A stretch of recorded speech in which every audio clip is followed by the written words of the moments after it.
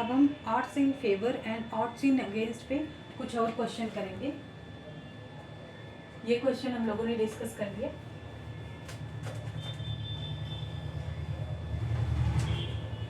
देखो अभी तो सिंपली आप लगा ले रहे थे, अगर हमें जैसे कि अभी तो odds in favour odds in against दिया नहीं गया था, पूछा जा रहा था वो हमको इवेंट देकर सिंपल स्पेस देकर, ठीक, दोनों पूछा जा रहा था फेवर एंड अगेंस्ट। बट अब क्या होगा कि ऑड्स इन फेवर दिया रहेगा, ऑड्स अगेंस्ट निकालना रहेगा, तो कैसे निकालेंगे?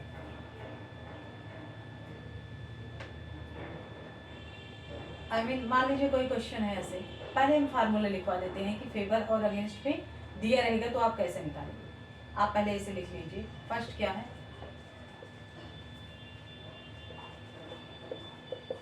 नोट करके odds in favour of E A ratio B, ठीक है, odds in favour of E A ratio B हो गया, इसका मतलब ए बाई बी, फेवर के लिए ये हो गया। एंड जब probability odds in favour of E है इतना, तो अगर इसकी प्रोबेबिलिटी निकालनी हो तो क्या होगी, क्योंकि ऑड्स इन फेवर दिया गया है ए रेशियो बी, तो इसकी प्रोबेबिलिटी क्या होगी?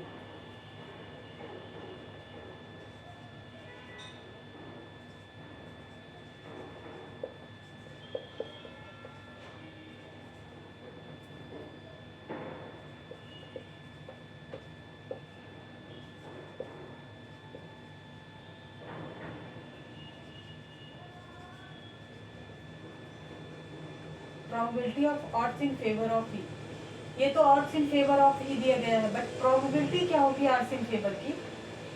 उसका फार्मूला क्या होगा कि अगर पी दिया गया है, पी निकालना है हमें, क्या करेंगे, ए अपान में ए प्लस बी। अगर प्रोबेबिलिटी हमें ऑड्स अगेंस्ट की निकालनी है,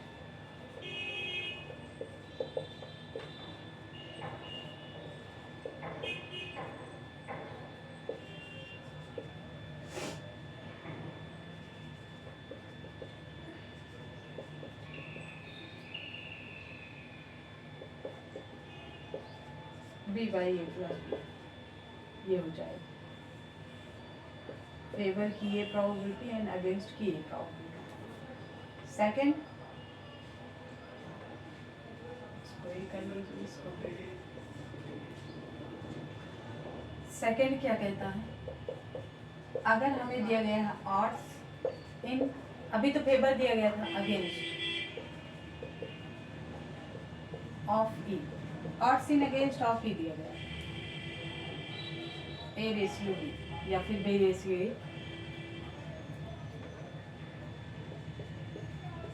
ए बाई बी। तो अगर probability of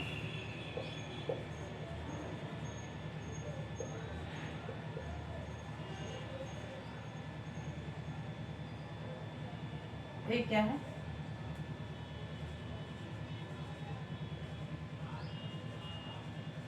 odds in favour of P and B क्या है, odds in against of E. Odds in favour of E and odds against of E के लिए प्रोबेबिलिटी क्या होगी इसमें, अगर हमें अगेंस्ट दिया गया है तो ऑड्स इन अगेंस्ट दिया गया है ए रेशियो बी, यहाँ पे ऑड्स इन फेवर दिया गया था ए रेशियो बी, तब तो हम फेवर और अगेंस्ट के लिए प्रोबेबिलिटी निकाल लिए थे। बट अगर अगेंस्ट दिया गया है तो कैसे निकालेंगे, सेम जैसे उसमें किए थे।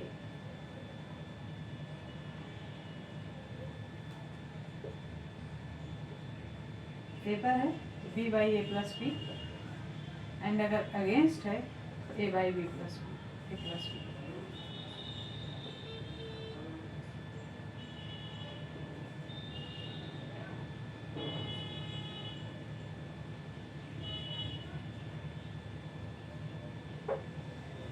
ये प्रोबेबिलिटी, यहाँ पे ये प्रोबेबिलिटी है,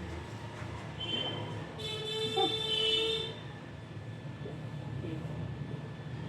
ये बात आपको समझ में आ रही है? ये क्या बह रहा है यहाँ पे,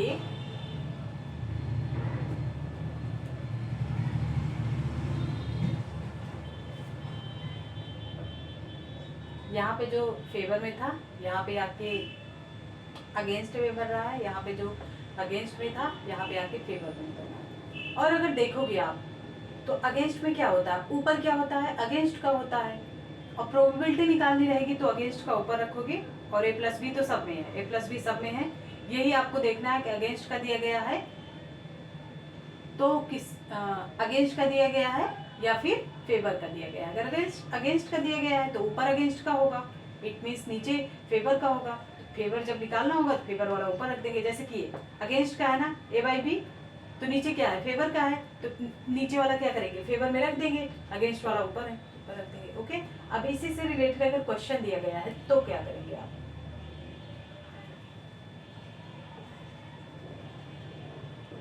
क्वेश्चन में अगर कह दे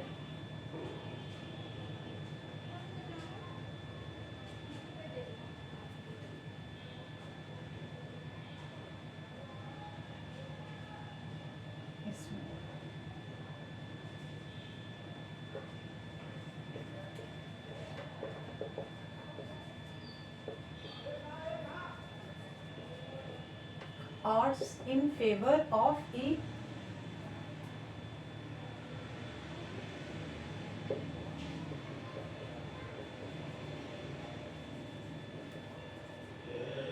देन फाइंड क्या करना है, probability of odds in favour. Then find probability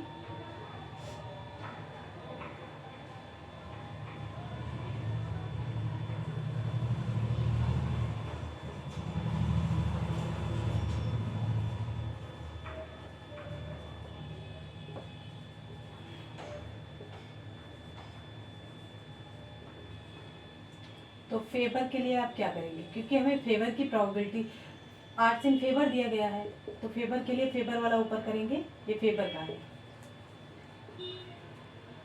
तो 2 बाई कितना होगा 6, एंड अगेंस्ट के लिए क्या करेंगे आप 4 बाई 6,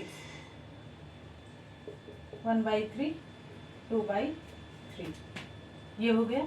अगर हमें यहाँ फेवर की जगह ना देकर, फेवर ना देकर क्वेश्चन में अगेंस्ट दे दिया, यहाँ हम देख लेते हैं इसको।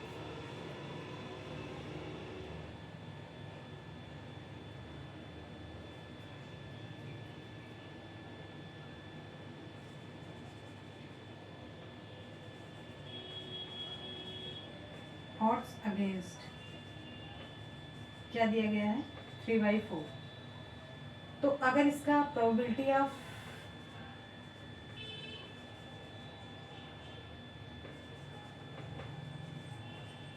odds इन फेवर का निकालना हो, इसका मतलब पी क्या होगा 4 बाई, क्योंकि ये फेवर हो जाएगा, क्योंकि अगेंस्ट का दिया गया है तो फेवर ये हो जाएगा 7, और अगेंस्ट के लिए ये ऊपर दिया गया है क्योंकि अगेंस्ट का ये 3 बाई 7। इतनी बात क्लियर हुई। Arts in favour and arts in against के लिए हमें निकालना होगा प्रोबेबिलिटी, तो निकाल लेंगे अब। ओके, अब कुछ इम्पॉर्टेंट रिजल्ट्स हैं जो कि क्वेश्चन सॉल्व करते हुए उसको जानना जरूरी होता है। कहीं क्वेश्चन फंसा हो तो वो अगर हमें याद रहेगा तो उस पर पुट करके कुछ वैल्यू निकाल के सॉल्व कर सकते हैं।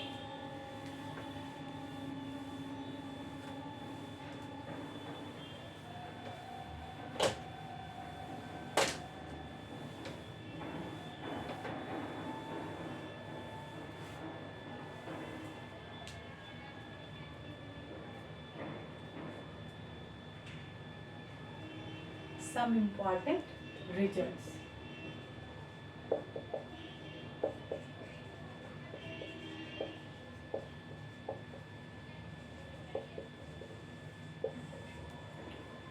Some important results.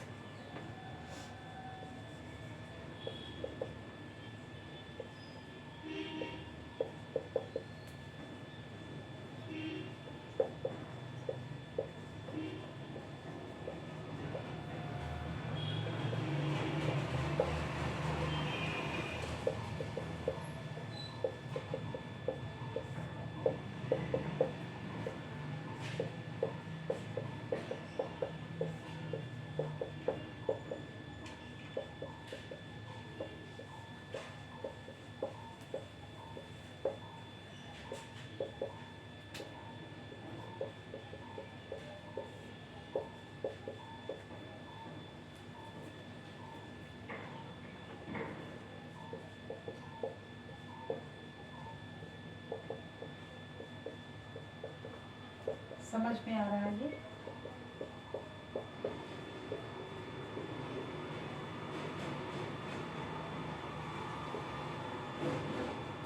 इसके बाद ये तो समझ में आ रहा होगा, और ये डायरेक्ट फार्मूला हम लोगों ने सेट थियरी में पढ़ा है।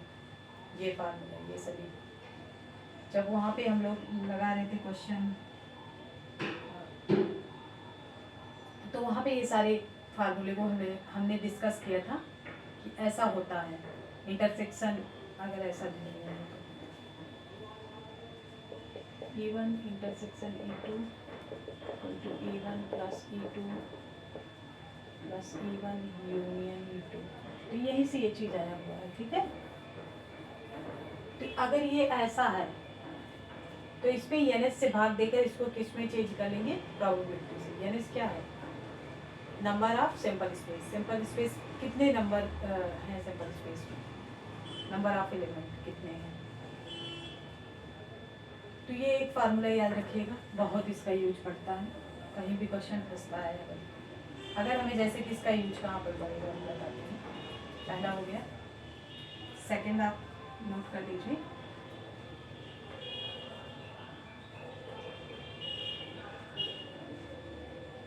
अगर 3 इवेंट दिए गए हैं, E2 E3 आर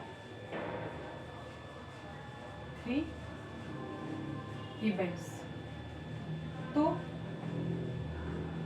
देन क्या होता है इसमें? E1 intersection E2 intersection E3 n E1 plus n E2 plus n E3 minus n E1 intersection E2 minus n E2 intersection E1 E3 and minus n En intersection E3 minus n plus E1 union E2 union E3। ठीक, अब जब इसमें NS से divide कर देंगे सभी में, इसमें भी NS से और इधर भी सारे में NS से, इससे NS से, तो ये सारा किस में चेंज हो जाएगा? सभी में NS से, इसमें भी NS से, ठीक है। जितने भी हैं सब में NS से कर देंगे, तो ये सारे किस में चेंज हो जाएंगे? प्रोबेबिलिटी में।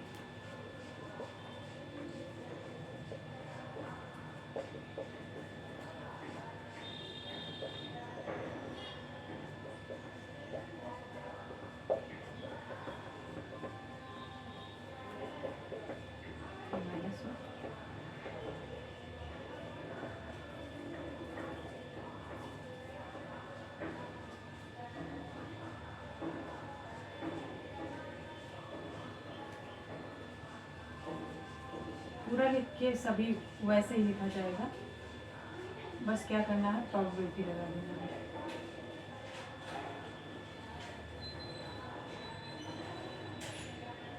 तो ये इम्पोर्टेंट रिजल्ट है, ये याद रखिएगा। अगर 3 इवेंट दिया गया है तो इंटरसेक्शन और यूनियन के लिए ये सभी फार्मूला है। इतनी बात क्लियर हुई?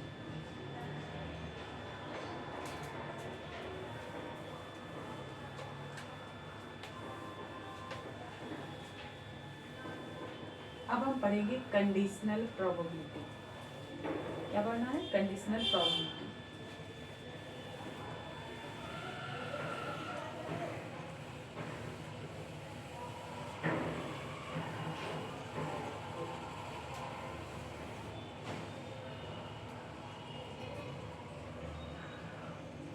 कंडीशनल प्रोबेबिलिटी में क्या है?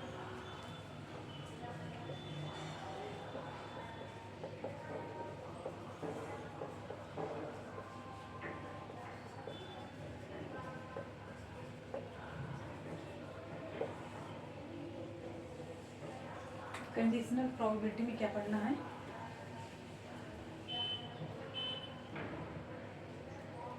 अगर हमारे पास इवेंट्स हैं, जैसे कि if we task question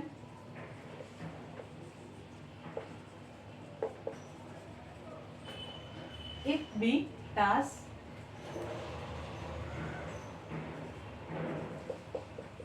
अगर हम कोई डाइस को टॉस करें एंड नंबर जो हो ग्रेटर देन 2 और 3, चाहे जो ले लो, if B toss a dice and number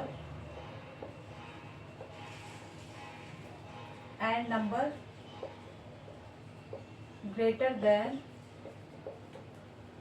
and number greater than 2 has come on the dice, then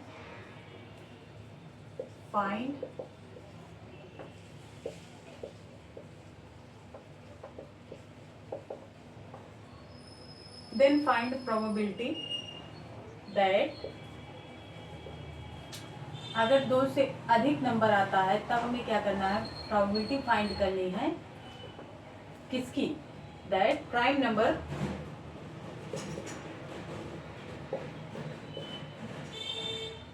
देखो पहले हम क्वेश्चन एक समझ लेते हैं, फिर हम समझेंगे कि कंडीशनल प्रोबेबिलिटी होती क्या है और कहाँ पे लगाई जाती है, क्योंकि उस तरह से अगर आप समझेंगे तो सही से नहीं समझ सकते हैं, क्योंकि कंडीशन जब हम क्वेश्चन के थ्रू से देख लेंगे तो हमें वो जो डिफिनीशन है वो अच्छे से समझ में आ जाएगी।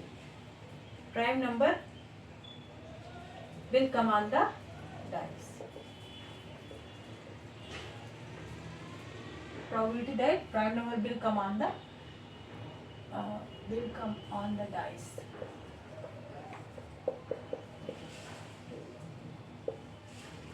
अब अगर इसे सॉल्व करना है तो कैसे करेंगे, क्या क्या इसमें दिया गया है, डाइस दिया गया है, इसमें सैंपल स्पेस दिया गया है। अब बताइए इसमें सैंपल स्पेस क्या बनेगा, if we toss a dice को टॉस कर रहे हैं एंड नंबर क्या आ रहा है, ग्रेटर देन 2, तो एक तो सैंपल स्पेस बनेगा 1 2 3 4 5 6। जैसा कि हम लोग जानते हैं टॉस करोगे डाइस को और अगर 1 डाइस को टॉस कर रहे हो तो सैंपल स्पेस 1 to 6 बनेगा। बट यहाँ पे क्या कह रहा है, number greater than 2 has come on the dice. Number कैसा होना चाहिए, ग्रेटर देन 2, तो greater than 2 means 3 4 5 6।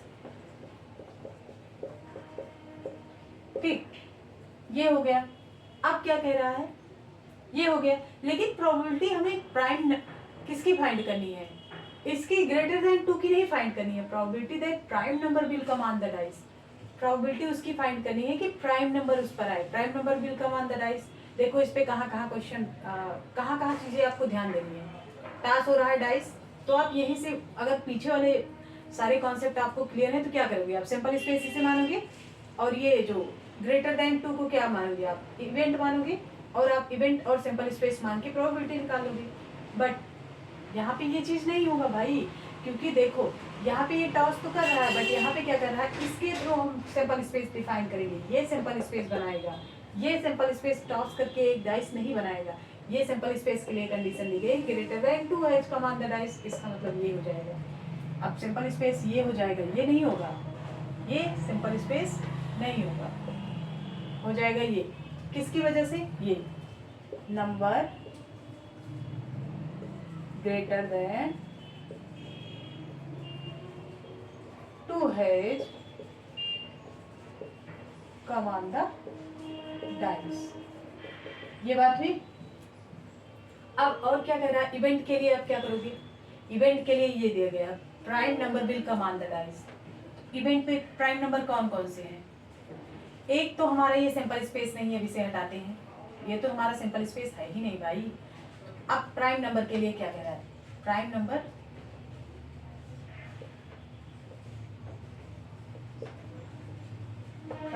Will come on the dice. तो प्राइम नंबर इसमें कौन कौन से बन रहे हैं, इवेंट के लिए आप क्या करेंगे, प्राइम नंबर कौन कौन से हैं, 3 है प्राइम नंबर, 5 है प्राइम नंबर, 4 तो है नहीं, 3 and 5 कितने बन रहे हैं, 2। एंड ये कितने बने हैं एन एस 1 2 3 4 4 एन एस है एंड यानी कितने हैं यानी है 2। तो प्रोबेबिलिटी क्या हो जाएगी यानी अपान में n S it means 2/4 1/2 answer. ठीक है बात समझ में आई क्या कंडीशनल प्रोबेबिलिटी क्या होती है भाई प्रोबेबिलिटी डिफरेंट दी जाएगी और जो सिंपल स्पेस बनेगा वो टॉस करके नहीं डिफाइन होगा उसके लिए भी कंडीशन दी रहेगी उसे ही हम क्या कहेंगे कंडीशनल प्रोबेबिलिटी। अब एक और क्वेश्चन देखते हैं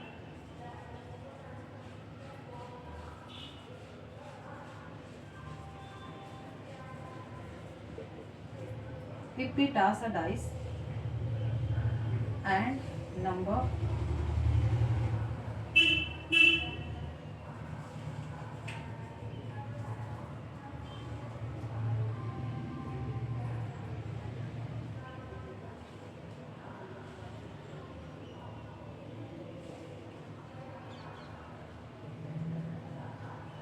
यहाँ पे सब कुछ वही कर दीजिए यहाँ पे क्या कर दीजिए यहाँ पे 3 कर दीजिए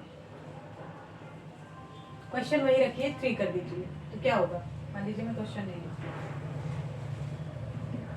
यहाँ पे अगर क्वेश्चन में 3 चेंज हो गया तो क्या होगा क्या बदलाव हो सकता है इतना बड़ा कौन सा बदलाव कर सकते हो सिंपल स्पेस तो यही रहेगा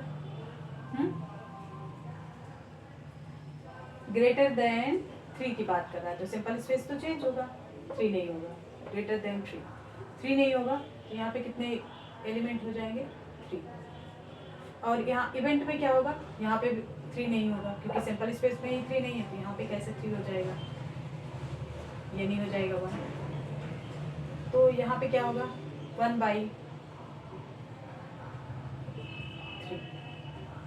ठीक है समझ में आई बात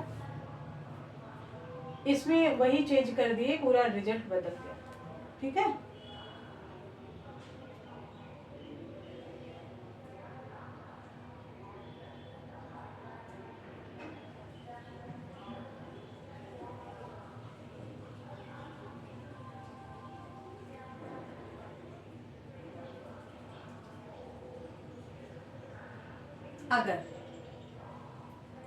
अगर जैसे कि यहाँ पे ये सब ना दिया जाता है देखो अब मैं नॉर्मल में क्वेश्चन को ला रही हूँ ये करिए हटा दीजिए अब क्या होगा if we toss a dice then find probability that prime number will come on the dice तो सिंपल स्पेस क्या बनेगा 1 2 3 ये हमारा क्या हो गया सिंपल स्पेस ये क्या हो गया सिंपल स्पेस हो गया ये इतना यहाँ पे 6 लिखिए and prime number will come on the dice तो यहाँ पे इवेंट क्या बनेगा इवेंट बन जाएगा प्राइम नंबर के लिए 1 भी है 2 3 भी है एंड 5 भी है 1 3 एंड 5 तो यहाँ पे कितने हो जाएंगे एनएस यानी हो जाएंगे 3 तो फिर भैया प्रोबेबिलिटी क्या हो जाएगी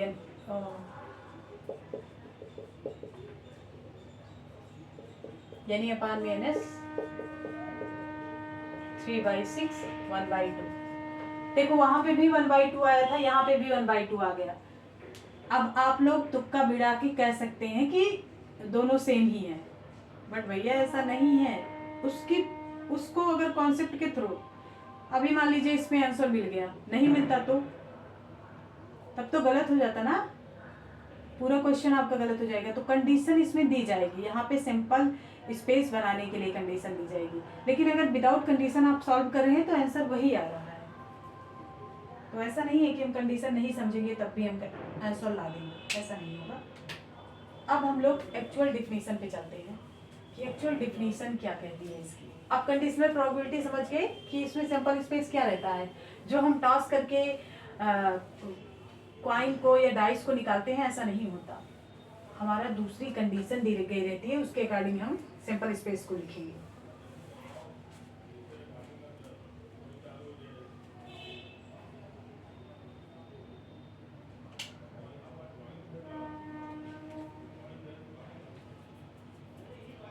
अब चलिए वो पहले डिफिनीशन इसकी लिख लेते हैं। अभी तक तो हम एक कॉन्सेप्ट के थ्रू लगा रहे थे क्वेश्चन, लेकिन अब इतना बड़ा हम लोग सिंपल स्पेस निकालना, इवेंट निकालना, इतना कुछ आपको नहीं करना पड़ेगा। अब मैं डिफिनीशन बताऊंगी और एक फार्मूला बताऊंगी, उस फार्मूले पे आपको रख देना है और क्या होगा, निकल जाएगा। आपको यहाँ पे ये नहीं देखना पड़ेगा कि सिंपल स्पेस क्या है, इवेंट क्या है, इतना ज़्यादा नहीं देखना पड़ेगा। जैसे कि यहाँ पे इतनी ज़्यादा देखना पड़ेगी, अगर नहीं है ये बातें समझ में आ रही है, अगर ये बातें समझ में आ रही है तो बहुत अच्छा है, क्योंकि अगर कॉन्सेप्ट क्लियर है तब तो फार्मूला रटना नहीं पड़ेगा, नहीं तो फार्मूले को रटना पड़ेगा।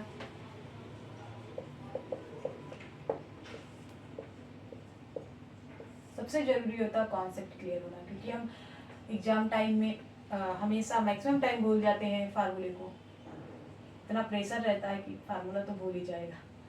तो कॉन्सेप्ट क्लियर रहता है तो सही रहता है। नहीं भाई, आपकी मेमोरी है, कितना आप याद रख सकते हैं। ठीक है, डिफिनेशन क्या कहती है?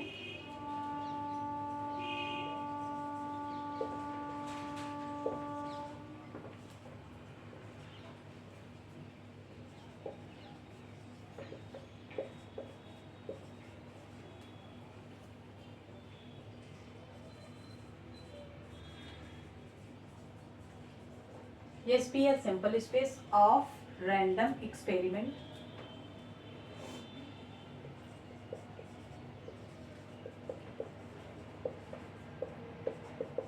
E and F. E और F का random इवेंट है। If yes be a simple space of a random experiment, E and F, a random experiment, E and F be two event। E और F क्या है? two events हैं। Then probability of F when E, then probability of F when, then probability of E when E already occurred, when E already occurred is called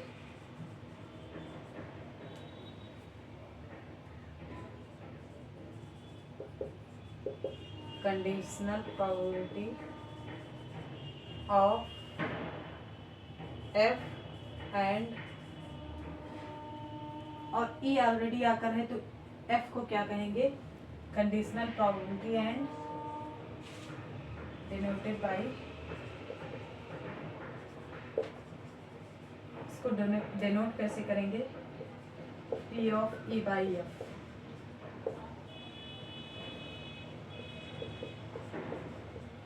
ऐसे इसका मतलब क्या होता है? इस तरह से डिनोट करेंगे, एंड डिफाइंड बाई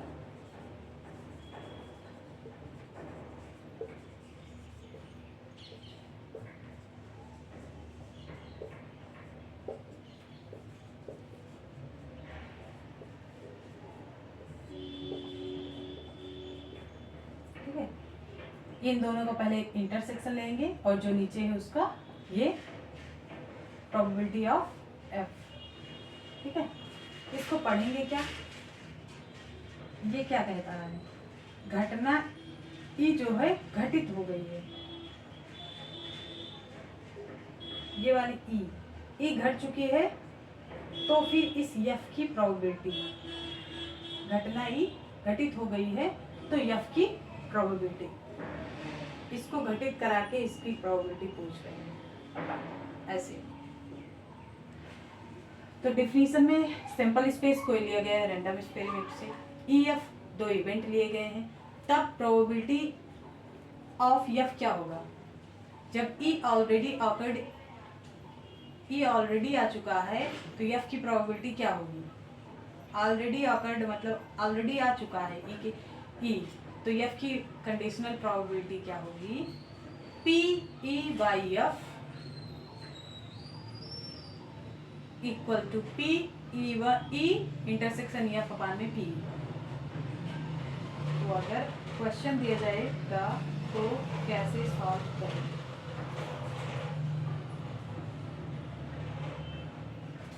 अगर मान लीजिए क्वेश्चन क्या कह रहा है, ये वाला फार्मूला याद रखिएगा, ठीक है।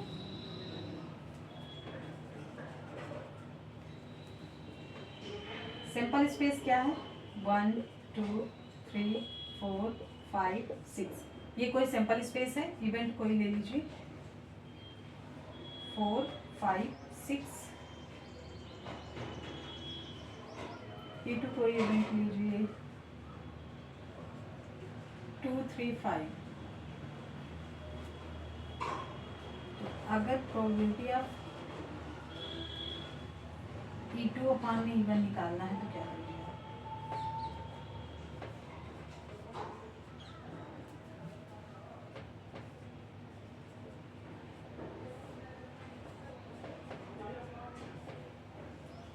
E2 अपान में E1 करना है तो E1 नीचे हो जाएगा और इस दोनों की दोनों का इंटरसेक्शन, एंड तो इंटरसेक्शन इसमें क्या होगा, E1 E2 में कुछ कॉमन दिख रहा है 1, इसका क्या है 5 5 5 कॉमन है तो यहाँ पे हो जाएगा 1,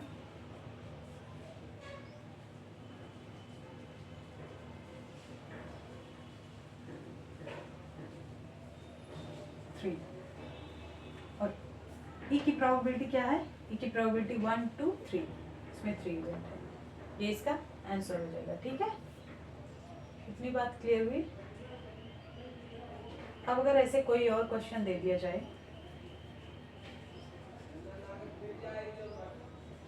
if probability of E1 equal to 2/5, probability of E2 equal to 3/5 and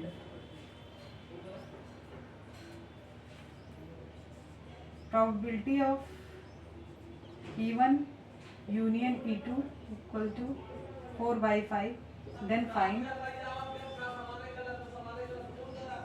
probability of E1 upon में E2 and probability of E2 upon में E1, ये दोनों फाइंड करना है। कैसे फाइंड करेंगे, यूनियन दिया गया है बट हमें निकालने के लिए इंटरसेक्शन की जरूरत पड़ती है ना, तो यूनियन के लिए जो फार्मूला हमने बताया था, सम इम्पॉर्टेंट रिजल्ट में मैंने 2 फार्मूले बताए थे। जब 2 इवेंट मालूम हो तब कैसे इंटरसेक्शन यूनियन निकालते हैं, जब 3 इवेंट मालूम है तब कैसे इंटरसेक्शन यूनियन निकालते हैं। तो यहाँ पे क्या होगा, वही वाला फार्मूला लगाइए,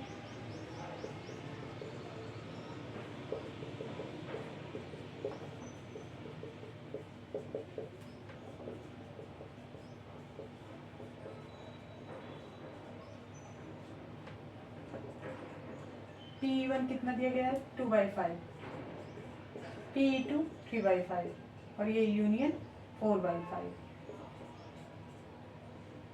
1 ये कितना आ जाएगा 1/5, इतनी वैल्यू आ गई। तो अब निकालना है इसको, E1 अपान में E2, यहाँ पे तो हमको इंटरसेक्शन भी रहेगा,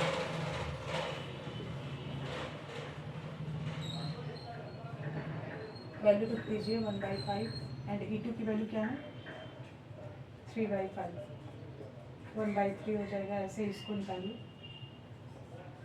एक आंसर ये हो गया।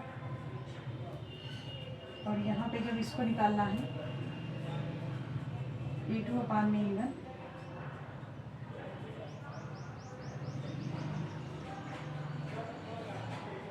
क्या करेंगे, E1 इंटरसेक्शन E2, P1 कितना हो जाएगा, यहाँ पे इंटरसेक्शन 1/5 है, E1 कितना है 2/5, तो हो जाएगा आंसर 1/2, ठीक है। इतनी बात क्लियर हुई। तो इससे जो भी क्वेश्चन बन सकते थे वो हमने सारे डिस्कस किए। अब हमें क्या पढ़ना है, dependent event and dependent event. तो conditional probability, odds in favours and odds against दोनों कंप्लीट हुए। आगे हमें पढ़ना पड़ेगा इंडिपेंडेंट एंड डिपेंडेंट इवेंट।